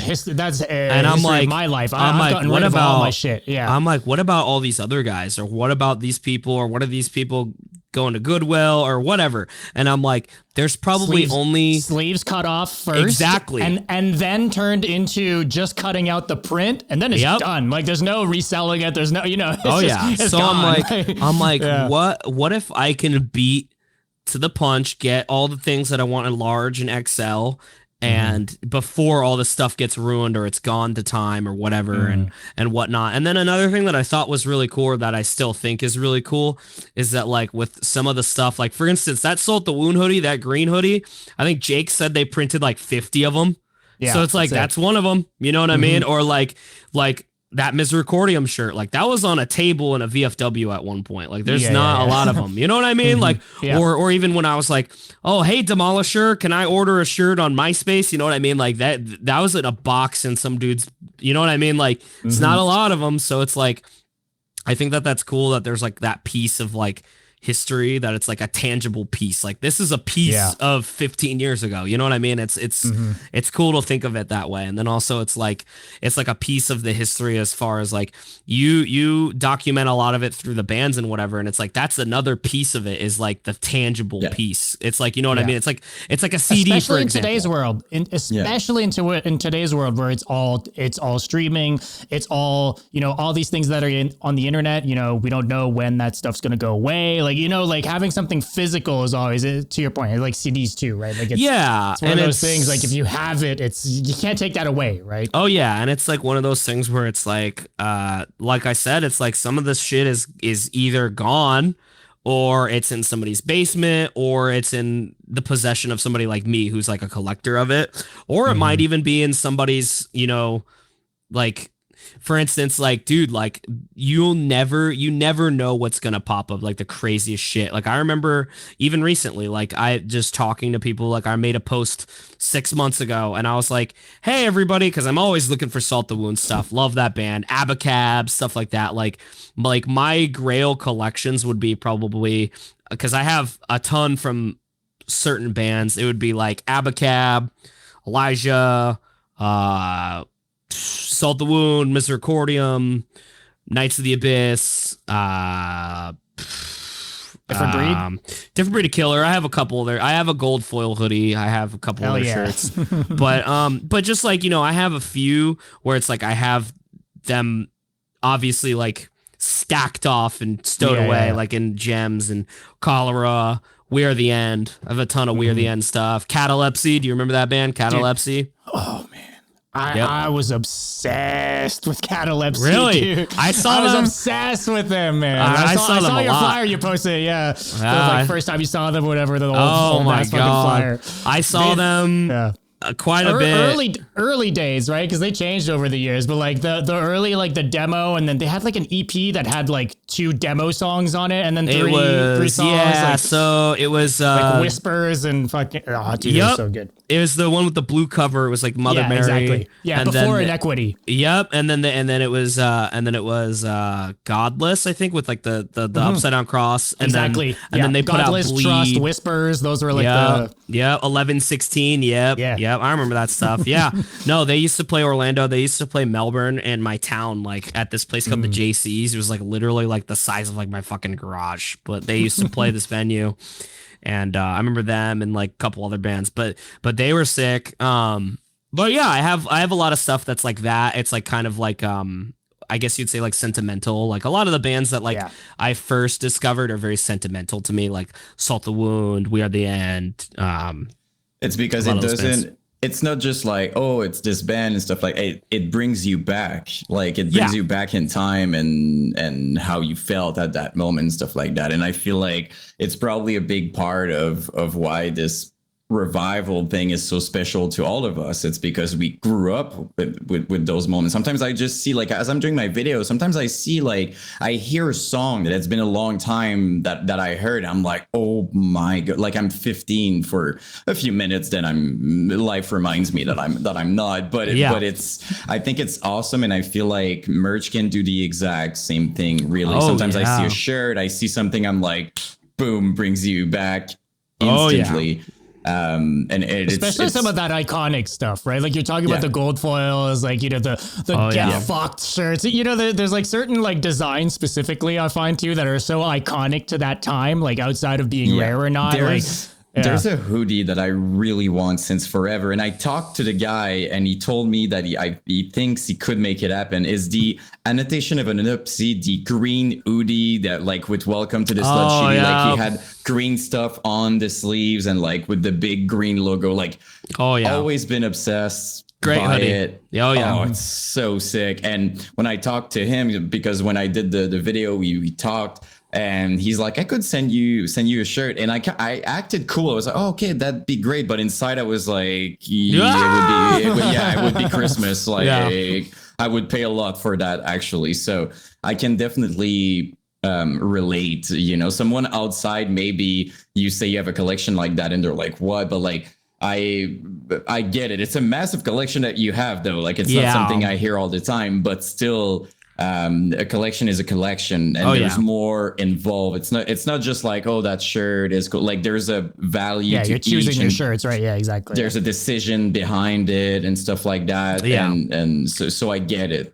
You could compare it with like video games sometimes. Oh, and yeah. Like I have like retro stuff here with like Nintendo 64, I love PS1, and video games too. Yeah. I love that stuff. And it brings you back too. So it's one of those things where if at some point in your life you were collecting something or you can relate, then you get it, right? Oh yeah. So, I think like you said, it's strange that it's like also it's not just sentimentality that's like just individual to you. It's like whenever there's somebody else that's like remembers it, they're like, oh, you got that thing. It's cool. I love it. I think it's awesome. I had like a huge collection, and then I downsized a lot because it was like I trimmed the fat off, and I was like, okay, well, I want to only keep the stuff that I think is like really, really awesome, and like the gems and like that and whatever. So I ended up doing that, and that took a couple of years, but it's just like I think it's awesome. I like to catalog it and keep it, and like obviously I like to wear it. And I think there's a couple people that have some pretty big collections as well. Like there's that dude, he runs that label Been There Seen That. He's done a lot of like I've known Ryan for a while. He has bought a lot from me. I've bought from him. But he's doing a lot of cool stuff where he like represses like CDs of like old bands that we like. And it's so cool because he does like, he gets like the art is like revamped, and then he'll like put demo songs on the CDs. It's cool. But he does reprints for bands as well. Yeah, a few people doing that, you know. You got the Wax Vessels, you've got Secret Swarm and stuff like that. And everyone's doing it in a bit of a different way, but it's cool to see. It's cool to see all these bands that have been long gone kind of have a light shown on them again. And a lot of us that were there back then are like fucking stoked on it. I jump for it. I jump on when it. You saw the Misericordium fucking release that just dropped not long ago. I was looking at that. It's like a collection of like everything they've ever put out with demos on top of it. Like you said, like revamped artwork and stuff. It's like, this is so fucking cool. Yeah, I love that shit. I don't know about you guys, but like what happened with the whole revival and seeing all those bands kind of, you know, Elysia and all those bands kind of not necessarily coming back, but, you know, kind of releasing other stuff or re-releasing stuff. Since we didn't have all those social medias back then, it was kind of a big confirmation of like, yeah, I wasn't the only one who felt that it was a special era. We were a lot of people actually. These things are selling out like instantly. So it's like it's like all these things to me are beyond amazing. Like when I started my channel, I was like, yeah, okay, we're gonna be like 20 people being happy. Oh no, dude, you're doing God's work. Like I started it, and the most beautiful thing was I was reading the comments, and a lot of them are just like, "Thank you for doing this," and I'm like, "Yeah, dude, my God," you know what I mean? Like because it would be my reaction. Honestly, I did it because it wasn't done. So when I was reading it, and the new wave also, it's another topic I wanted to talk with you while we have you here. There in the chat we have Peacemaker, you know, that kind of love you them. know bringing. Okay, so there's a wave of like I would say a younger wave, but bringing back the OG sound. Like, what do you think about that? Like, I think it's awesome with that. Yeah, I think deathcore kind of got watered down, and this is my opinion, but I think deathcore got really watered down at some point, and I think that a lot of the people that were playing deathcore, because when I was like growing up, it was like all scary hardcore dudes playing heavier music because it was heavier. And I feel like deathcore somehow at some point, a lot of those people like phased out. And then there was like a generation of people that started writing it. And it was like, I don't know what happened, but it's like, it's almost like it like deathcore kind of like got to a point where it was like very watered down. It was like everybody was playing it without like certain elements that were in it before. Like it was like there was a lot of like core influence in deathcore before, and then it kind of like stopped being like that, and then there was a lot of like I don't know. It just got to a there's point no where it's build-up very to like, breakdowns, no gang chants, and no two steps, like all these Dude, things that we were accustomed to. For years, I was like, where are the hardcore parts? Like, because like, I was a big fan of Demolisher, Suffocate. Like, Suffocate is still something that I think is like, it's still good to me. And like, over the years, it became more, deathcore was more and more accepted, meaning like more death, maybe more death metal bit. So like, I feel like it kind of just transition naturally, like people were trying to improve their guitar skills and whatnot. So kind of we kind of lost the intensity and just like experimental kind of weird things that everybody was doing. So to see that people are, and I think Peacemaker is a very good example of that because they're gnarly and it's so freaking brutal. We were talking about Psycho Frame. To me, even if they have a modern production, I kind of classify them as in this they're OG like sound. they're like the true deathcore, whatever you want to say. Yeah, like I feel like they're like all I said, out from Florida too. I mean, all these bands. It's like it's very strange. Like like it got watered down, and then I feel like also like a lot of deathcore stuff tried to like it. Yeah, like you said, it's like it became like a competition of like who was like the most technical or who was the heaviest, and it's just like weird because it was like almost like it lost the rawness and like how mean it was. Like that was one thing that I was like, every time I would listen to newer bands, I'm like, why aren't these bands mean? Like you go listen to like they're not angry. You go listen to like Monsters, or there was this band called they were called A Fate Worse Than Death. They were like a New York band, but they were so pissed. It was like old deathcore. Demolisher, Suffocate. I mean, stuff like Years Spent Cold and stuff like that. Spent Cold. Like that really hardcore, like super hardcore influenced deathcore was such a fun time. What happened to all the mean bands? They're just trying to sound evil. You know what I mean? Like, I feel like that's what happened. It became too like, I'm evil and dark and not enough like, we're pissed and we're all wearing basketball shorts and windbreaker. There was no balance anymore. Like before there was a good balance. I feel like when I was in high school, at least listening to a lot of these bands, there was like the balance of like, there was mean bands and then there was like bands that were like kind of crazy sounding and technical and metal. And then there was bands that were just like heavy as shit. Like We Are the End, super heavy band. It's just I don't know what happened to it, but I think now it's starting to come back around to where there's like that like I guess you'd say like true deathcore sound where it's like very raw, but it's still got like the real pissed breakdowns. Like, have you listened to that band Girl of Glass? Dude, yes, sir. Super heavy, super we got heavy. them on next week. They're sick. That band's awesome. Tracheotomy.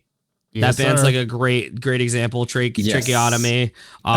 We have a few like Reverent, right? The right way to pronounce it. I'm always terrified to pronounce band names usually because I ruined them. They're Birth of Tragedy. I always shout them out. Like there's a clear wave of band like just killing it. Even the Texas and South Florida scene is like booming with all these bands. Slamwish also like more on the slam side. And Lilith's Demise, their new EP they're great too. Absolutely incredible. So to see that was a surprise, I think, for everybody because they're not like 38 years old, like they're younger people, but like completely killing it with the MySpace sound. Like it's so good. Like the samples, everything. I would even say the artwork, the logos, like it brings you back in a great way. And it's fun. It's fun to see, like, I don't know if the next step is going to be like bands like you guys bringing bands like that. I don't know what's going to happen with it, but like, I feel like there's something there for sure. Like, I think it's going in a really good direction. I'm stoked that that sound is coming back. I'm glad that it's like kind of like, I guess you would say like the trends, but it's like, it's almost coming back. Yeah. It's like everything is coming full circle now that it's like, it's been like 10 years since then. So it's like, and then I think also a lot of the bands that are coming back, like there's a lot of bands from the past that are now coming back, which is very interesting. I didn't ever see that coming, but it's crazy that a lot of them are coming back and they're like, okay, well, we're going to write some new shit. Like, I don't know if you heard the new With Blood Comes Cleansing. I think it's super sick. Absolutely. I like the new Underneath the Gun came back. I didn't even know that. I didn't even know too. Underneath the Gun came back. They released a new song, I think, not too long ago. as We Are the End. I mean, All Shall and Hell Perish Fall coming With. back, all this stuff. Yeah. You know, there's Rose Funeral. All his bands are back. It's crazy. It's crazy that it's all come back. Who would have thought, dude, you know, like honestly, back in 2000, I don't know, like 14, 15, I would have never thought in my mind, I was like, okay, so it's Gent on to the now next and it's thing, gone. Yeah, I think Gent also came through and kind of messed it all up as well, I think, but that's just me. No, it's not just you. Like, and it's no hate. Like, I'm happy people. for those bands, but it's just like it was the same sound, same kind of like it was. No, but it was I mean, okay. it was just different. It was just another thing. It was just another trend, right? Regardless of what we feel about it, it was just, you know, a lot of people gravitated towards something different. That's okay, you know, but. Even like deathcore bands that were like kind of technical and crazy sounding were still pissed. It's so weird because it's like going back to like the bands being like mean is like Float Face Down or like the Red Chord. Like you listen to those bands and they're like still like technical, but they're like mean at the same time. I don't know. I don't know how to explain it. It's like something that they were able to emulate was like it got lost somewhere along the lines. Still scary and just angry. Which is Definitely. Yeah. And it's an important part of what we do, you know, like when I did the, you know, basically any video, or more specifically, talking about Mitch, like people would say like he's scary on stage, like he's scary was a term, like it was kind of not a goal, but like bands wanted to push the limits every time. It was like, what can we do, you know, just to be as heavy and violent as we can, and like they were not scared of trying things. I feel like that's the part, like we were not surprised anymore, and that's when like we were like, what, like we're used to get slapped in the face, like, oh my god, like almost laughing, like doing the face, like you know, and it was kind of just like a general sound. I think there's two things, and I always go back to this, but it was like there was like a youthful naiveness for sure. Like everyone that was doing it was like super young fucking scene kids, and I think that's the same thing we're kind of seeing with the with a lot of the revival stuff right now. Some people in these bands are a bit older, like Psychoframe and stuff like that, but for the most part, it's a lot of like it's kind of like they just don't care. It's just naive, you know, which makes it fun inherently. But then the other thing, I think there was no template, and then there became a template at a certain point because it had been done so many times. At first, everything sounded crazy because no one had done it before. Every single band sounded completely different because there was no like, you know, everyone was pulling from these different things, and then it eventually just kind of became like, okay, if you want to be a deathcore band, this is how you have to sound like type thing. Yeah, that's a good point.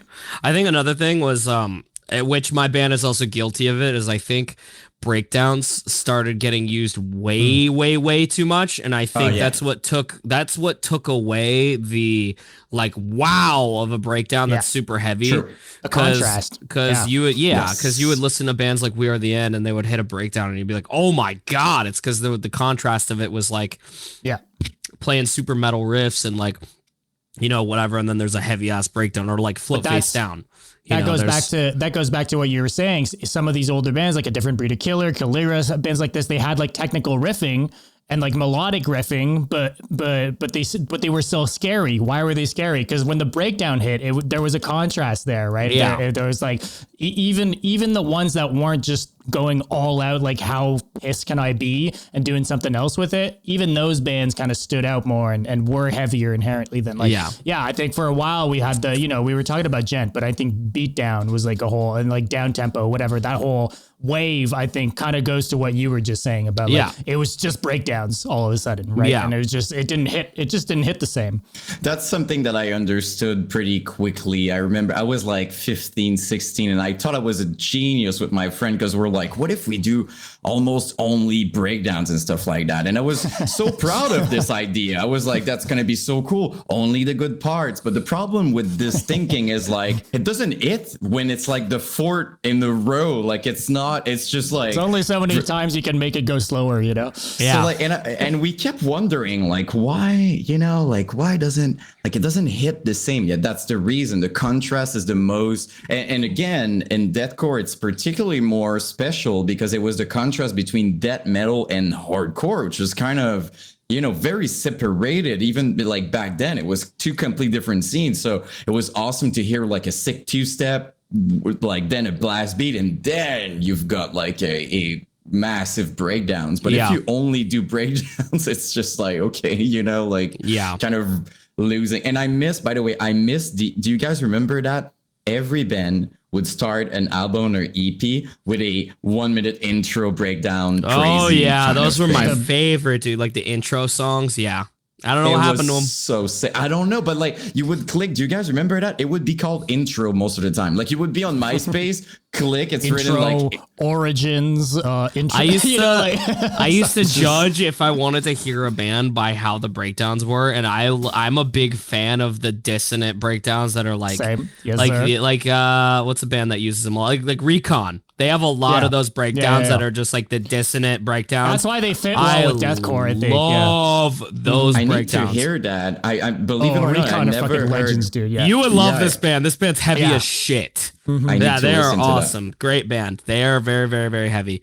I'll send you a song. That album specifically, the Welcome to Viper City, super heavy. They're like what's another band that uses a lot of them? Like Immure, like Goodbye to the Gallows, Immure, like Ticket to the Paralyzer, like those breakdowns. Like I love those breakdowns. So whenever I would hear a band play one of those, like back in the day, I'm like, download.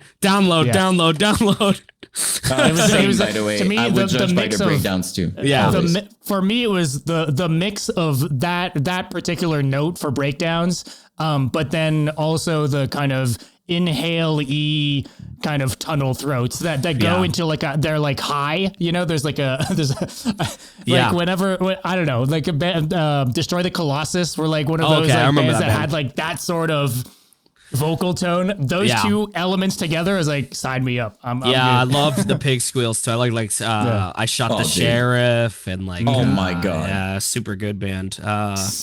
So sick. I'm trying to think of others. Yeah. But what's I up? want to listen to Reckon because, like, honestly, first of all, I love the name.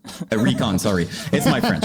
I said infant alligator for an hour when I was doing my video. And if you look at the comments, it's only people trying to help me pronouncing it. Oh, so awesome. That's kind of what I do. They're like, and people are nice, actually. They're like, most of them, honestly, are really trying to help. They're like writing how I'm supposed to pronounce it. I'm like, thanks for the help, but the video is posted. Dane's mentioning Betrayal. Betrayal was so fucking good. I loved that band. That band was awesome too. Not sure if I know Betrayal. Yeah, they're great. Weed Out the song Weed Out the Week, and there's like a demo version that has like the intro and Weed Out the Week together. It's like a bit of a longer song, and like that song for me was like quintessential for a bit. Yeah. Yeah, there's a lot of old bands, bro. I oh my gosh, I could like go on forever about stuff like that. I love that you send it right now. Like I just received. I love that. Yeah, I would have forgotten about it. I was like, oh, I'm gonna forget about that. You know what's funny is actually today when I went out because I had a bunch of errands today. I was like in my car. And I was like, I'm gonna throw on this album today, and I was like, oh my god, I forgot how heavy this album is. It's so heavy. Them and what was that album? Gates of Punishment, Rose Funeral is like super heavy too. And I was like super elitist. That cover's so sick. I remember in high school I was super elitist. I was like, I remember when that album came out, everybody's like, oh, it's too death metal, and I remember most people said that. I wrote that album off for like 10 years. And like a couple of years ago, I was like, all right. I forget what I was doing. I think I was like driving from Orlando and I was like, I'm going to give this album a shot because I like ignored it for like 10 years. And I remember listening to it and the breakdowns on that album are super heavy. And I'm to me personally is the best stuff they've put out. I was like, why did I do that? I listened to other people and they just gave me the wrong opinion completely for the longest time. The Gun Show. Yep. The Gun Show was awesome. I love that band. Great band. I feel like we were also lucky of the amount of bands that we had. Like now that we're looking back, like it could have been more, you know what I mean? Like a couple bands and we go from there. But like, I remember like Some would argue we had too many, but yeah. Yeah, no, but I mean, it was fun because it was a never-ending discovery. I remember because the thing is, on MySpace, for people in the chat who were maybe not there during MySpace, what would happen is you find this underground band, but it's not only about finding the underground band. They also have a top 8 full of other super sick underground things that you would discover. It never ended. I was like, what is that? What is this? Yeah, the MySpace rabbit hole was definitely never ending. That's probably what started me going to bed at 3-4 in the morning, for sure. Yep. Those rabbit holes exclusively. Yes. That and like whenever they would have like crazy art, like they'd have like some silly cartoon character with like an unreadable thing, I'd be like, oh, sign me up. Love it. It was kind of like he kind of knew like that they would have like nasty, like there was a type of logo and art that you're like, their breakdowns are going to be sick. Like it's hard to explain, but it's like that's going to be my kind of band. Like just by the image, you're like, that's it. Like that's my favorite was like there was a what band? I'm gonna look this band up right now. I think they were called. Is this the band? Maybe. I don't want to open my iTunes, but I do know that there was a band that I listened to. iTunes gang here.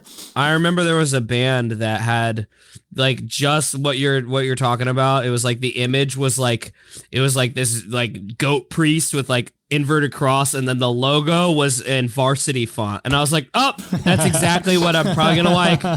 And because I was listening to some of my iTunes pretty recently, and I remember that I clicked on it because I was like, I don't know what this band sounds like, but I've had this on here for 15 years, so at some point I probably liked it. Must be good. Yeah. And I remember I clicked on it and I was like, oh, this is basketball shorts music, so yeah, I probably like it. And I'm like, yeah, I like this.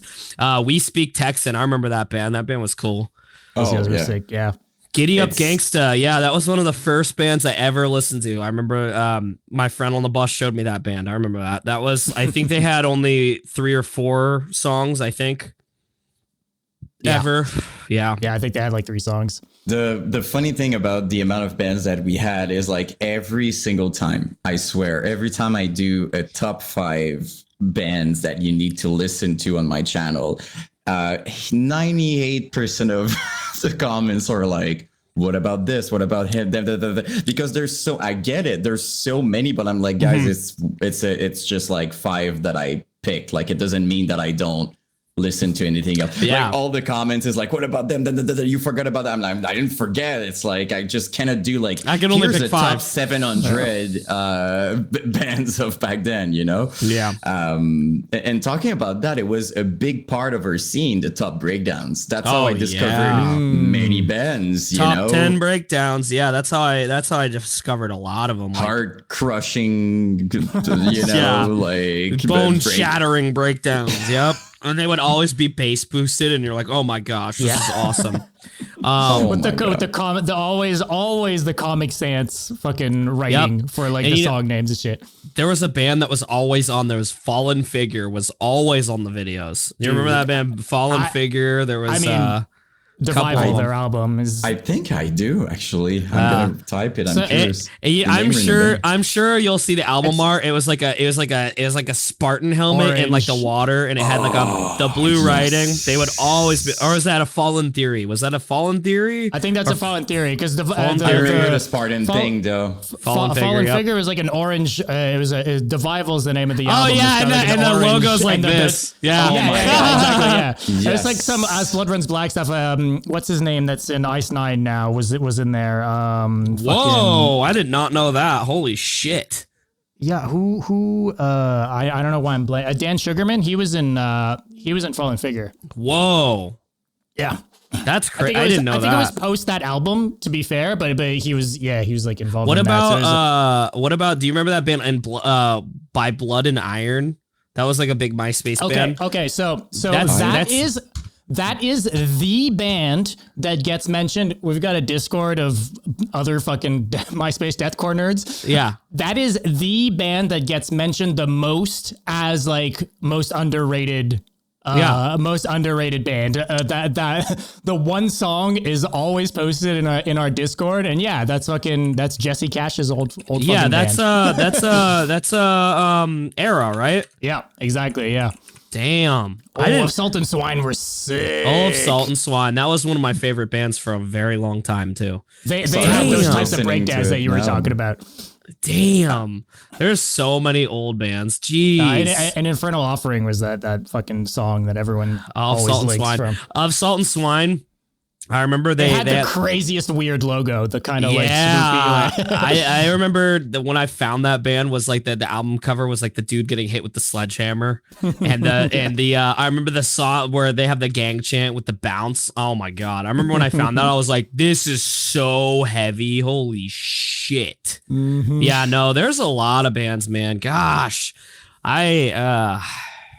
Then you've got the cyber grind too. That was a big thing. Yeah, Reclaim of Broken Thieves and all those things. That was interesting because I remember there was a I don't even think it exists. I don't think it exists anymore. There was a blog spot. It was called Piranha Party. Yep, that's not a blog spot anymore. So that used to be none of them are. Yeah. That used to be like the total deathcore for like cyber grind and like cyber deathcore.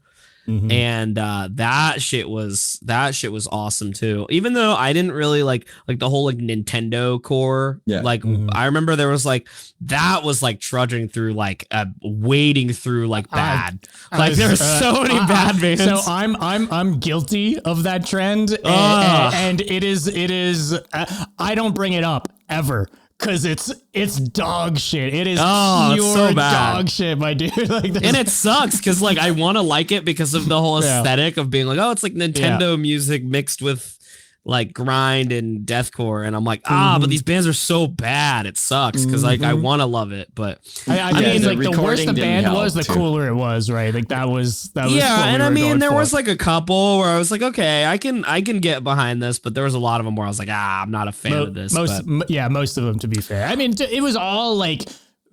Okay, to put things in perspective, like my own example was me screaming into a fucking webcam like camera. Like, holy crap for vocals. Yeah. So but that was pretty much trying not to wake up my roommate in the other room, right? That's so it's like crazy. But that's what everyone was doing. Like that sort of production. Yeah, it's like that was part of the allure. It wasn't like a thing I personally did on purpose, but that definitely like made it fit in the genre for sure. The thing with MySpace also, like there was no standard. You could upload whatever the hell you want. You could do like that's the thing I miss, dude. People like bands uploading pre-production tracks and like these shitty demos and all these things. Now with Spotify, no one does that shit.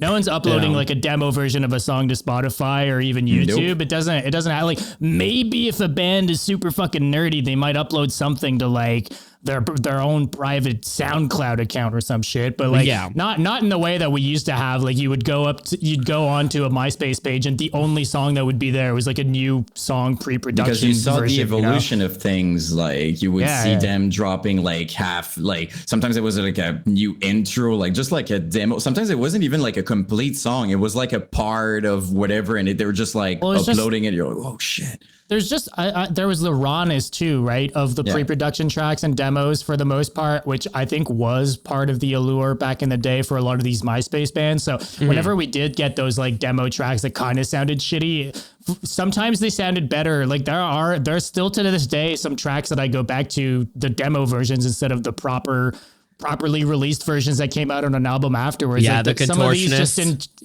Oh, dude, their old shit. Like everyone forgets that they were deathcore as fuck and like super weird, heavy, dude. That was one of my favorite bands. That same breakdowns. That's the same note. That's it. Yeah, exactly. That's that same note of breakdowns that they would do. Yeah, too. I loved that note. It was Shapeshifter, and then there was what was the second one? It was a Shapeshifter, and then it was the album after. It was Exo. It was Apparition with the galaxy thing. That's when I checked out. I checked out at Apparition. I listened to Exoplanet like once, and I was like, not my thing. It was weird. It was weird too because some of those songs were like redid songs, but it wasn't necessarily even just a production thing. Some of the songs were like completely flipped, like changed parts and stuff. And I was like, I don't like this. You'd be listening to a song, and then halfway through, you like hear a riff that you heard in another song before. It's like, wait, what am I listening to right now? It's just weird. Not a fan of it, but I used to love that band too. That was another band that I was like, whoa, that band changed a lot. I don't even know if they're a thing still, huh? Yeah. They're still doing stuff, but they went like full space jazz. Yeah. Well, my thing. Between the Buried and Me kind of thing, but even softer. Singing all that. It's just we're on a different planet than the early stuff.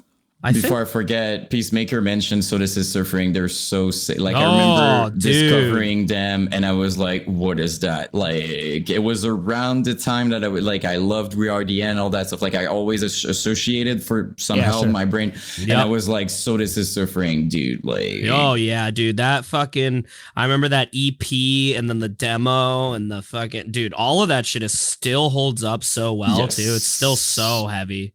Oh yes, yeah, it was amazing. They're awesome. I loved We Are the End. There was a couple, like I feel like a lot of those California bands were awesome. There was a lot of really good ones. I mean, earlier we were talking obviously about King Conquer. The day I discovered that, when my friend told me, dude, there's something, and it's the heaviest shit I've ever heard in my life, and I'm like, what? And we clicked on the EP with like digitally transmitted and stuff. Yeah, like the way that starts too is like so fucking in your face. Like, I was like, first of all, what are those vocals? Like, I've never. Dude, he was amazing. Like, a real monster. Like, he sounded like a real beast. Like, I was like, that's not human. And that, it was so heavy. Like, to make a blast beat sound this heavy, I was like, my mind was blown. I was like, okay, that's the new heavy officially. Yeah, his vocals, I wanted to like copy him and the dude from I Declare War so bad, because those guys are like you weren't alone in that. John Huber, man, holy shit. Yeah, no, that guy was crazy. James is like, that was like the first deathcore band that I'd heard that had vocals like that. Dude from So This Is Suffering, the first singer, I forget his name. On the old stuff, I do remember. Yeah, I can't remember his name. I do know the second singer, his name was Zed. He was the guitar player. He moved to vocals, and he was on like a couple of the singles before they put out the last album. I forget. The last album, yeah. I forget what songs he did, but Zed did a couple of them. The long hair and stuff, yeah. Yeah, Goliath. Goliath was a dope band. I remember that band. I saw them with... Goliath with... I want to say I saw Goliath with this band called The Human Condition. That was like forever ago. And then Human Condition was like a deathcore band, and then they turned into a metalcore band. Angel Maker's been around since MySpace. Morgoth came out of Goliath, though. That's like fucking an insane arc. You know? Yeah, Goliath was now dope, and doing the fucking craziest production stuff too. Yeah, that band was heavy, man. Yeah, like that's the... You know, that's one of the biggest reasons why I wanted to start. Like, if you look at my channel, We Are the End was like my second video, which of course I kind of regret now because they suck compared to what I do now. You know what I mean? Like, every time I look at an old video, I'm like, now that I know more about what I do, I could do like but in the future, I'm probably going to do redos. But like, when I contacted them, I was like, We Are the End is so massive and important in deathcore history that like, we can name the big bands, and obviously Whitechapel and all that stuff is very important, but I feel like at the same time we also needed this underground. That's what formed it. That's what I feel like formed it. That's what made it thrive for sure. Murder on the Dance Floor, that was one of my favorite bands as well. That band was awesome. That was a great band. They were gonna come back for a little bit, and then my friend actually passed away. He passed away. He played guitar in that band, and he also played in a band called Pink Sock. But he played guitar for Murder on the Dance Floor, and then he passed away. So I think they were gonna kind of come back because Kurt, the singer, was talking about coming back, and then they just never did. So it's kind of it's unfortunate though. Jerry, that's my dude. Jerry, he passed away. They been there, seen that, did a redo of their CD because they had a demo on like MySpace and like all that stuff, and he pressed the CD for his family, so that was cool. I got one of those CDs. That's awesome. That's cool. Yeah. But yeah, like that band was gonna come back. That was a really good band. If you never listened to Murder on the Dance Floor, great recommendation. Very good. Very good old deathcore.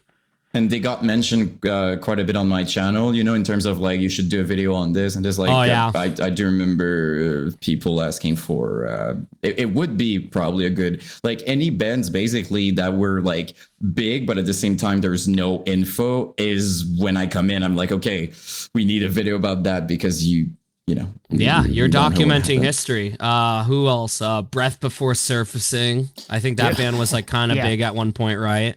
I don't know if they ever toured, but I think they were like Media Scare or some okay. like they either went that on or they were put out the album and then kind of never did anything afterwards. Like, but yeah, they had like that. I think it was the last song in their album, like Ray Gun, I think it was called, and that shit was.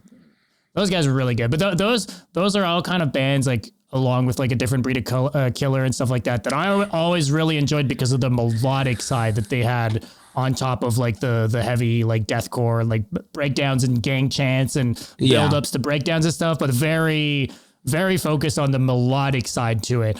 So it made some like memorable deathcore on top of just being pissed. So I don't know. I remember those bands fondly. Well, there's another one. I think it's, let me see. We found another person like you, basically, who knows a lot about the bands. Conducting from the Grave, dude. Those guys are great. Yeah, that band was cool. They what's the Wastewalker now? Yeah. They changed into a Wastewalker.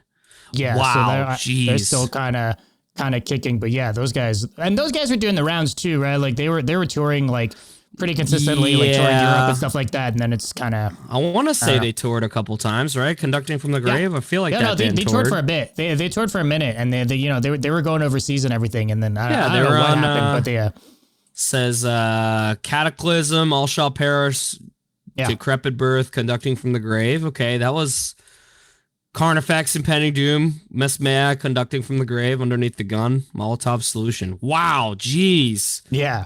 What a tour. Oh my God. Suicide Silence, My Children, My Bride, Molotov Solution, Conducting from the Grave. Jeez. And what's crazy is that like you name off lineups like that now, and dude, there's tours now that sell more than any of those ever did, which is crazy because like you would think that in our minds, like in our perspective, we're like, these bands were huge, and then it's like they're playing like, you know, small ass fucking venues, and you're like, what the hell? You guys are playing, dude. It's weird, man. For real. Like Chris will be like, dude, we're playing shows that bigger than King Conquer ever played, and I'm like, that's crazy to me because I grew up listening to King Conquer, so it's weird, man. And like it's weird, man. It's weird how perspective and how like things change. It's so weird. Like I remember there was this band from Florida called Adalia, and I thought they were like the most amazing, biggest metalcore band. I wish that band got humongous, but I remember seeing them back in the day, and I was like, God, this is like the peak. This is awesome. And now I look back on it, and I'm like, there's like 100 people at that show. Yeah, it was a big discovery with my channel as well. Like in my mind, all those bands were like rich and super known, and then I looked and they were like struggling on the road and like and all those stories. People. Yeah, I was like, what is happening? Like in my 15-year-old brain, I'm like, they're living the dream, they're rich, they have like mentions and stuff, and the real life, they were like packed in a like very small van trying to make it, you know, not making money. So yeah, it's as you said, it's all in perspective. It's so crazy. And then like even like when we're at like the House of Blues, which is crazy enough right there. Like I remember the first like big deathcore show I saw was Whitechapel, Oceano, I Declare War, Miss May I think I'm gonna try and find the fucking flyer. I remember because the show That's already a wild as fuck lineup. I think it was called the Recorruptor, and it was like it was for new era, right? I think maybe I'm wrong. New era of corruption tour. Maybe that was it. There's like some old Whitechapel tours that are hard to find because I was looking through for just like a flyer for like. It was called the Corrupt Tour. Okay, so it was Whitechapel, Impending Doom, Miss May I, Oceano, I Declare War. Dude, that's insane. Yeah. And that was at the House of Blues in Orlando, and that's a pretty big House of Blues. I'm gonna Google that because I'm pretty sure it's like 1,000, maybe 2,000 cat. 2,000 is pretty fucking. That's fucking big. I think it's pretty fucking big though. It's gotta be pretty big capacity. I'm trying to Google it right now so I don't look like an idiot. Okay, it's like 50 people. It's 2,500 people. Okay, so that's a pretty big cap. Yeah. Okay, so I saw Whitechapel at that venue. That was probably, I would say, probably over 1,000 people. But it's like, you think about it though, and a lot of those bands never made it to that, and that's so weird because like I think of those bands as like rock stars. It's crazy, man. Most of them were even like, including bands like freaking Carnifex was playing small venue for a long time. It's crazy when you think about it. Because you look at some of these bands now and you're like, okay, these bands are iconic, but that doesn't really have any correlation necessarily with size. But then on top of it, you look at some of these bands that are way more massive today than they were back then. Yeah. And even then, you know, they were playing like way fucking smaller venues than what we kind of remember as stuff. And some of these bands too, it's funny with this fucking revival, man. Like some of these bands are getting more love today than they were back in the day. These shows would be more packed with some of these bands. You know, some of the lineups you were mentioning, I'm like, dude, imagine that today, man. Like, holy fuck, you know, people would go fucking crazy. But that is true. Somebody just said in the chat that's what made it so personal. That is correct. Because I remember seeing Catalepsy to like 85 people, and that was like, I remember those felt like the biggest shows ever. I saw Molotov, fucking floor show type thing, you know. This guy says I saw Molotov Solution play for 50 people out here in San Diego like 15 years ago. Monsters here in the smallest venue. We're in Drummondville. It's not even Montreal. It's like the smallest city. That's where I live, so I know. And like it was even smaller back then, and I freaking saw. Like, I mean, we had like Abacab, Oceano, all of it. It's super small venue. So like these experience made people feel like we were kind of building something. Yeah, everyone's a VIP. You're special. Yeah. No barricade, baby. Trust me, I know, man. Fuck. It's crazy. It's like you felt like people got it. Like we felt like it was not that many people, but we got it. Like everybody knew what it was, and like it was a special time, you know. Yeah, I love that stuff. I could talk about that shit forever.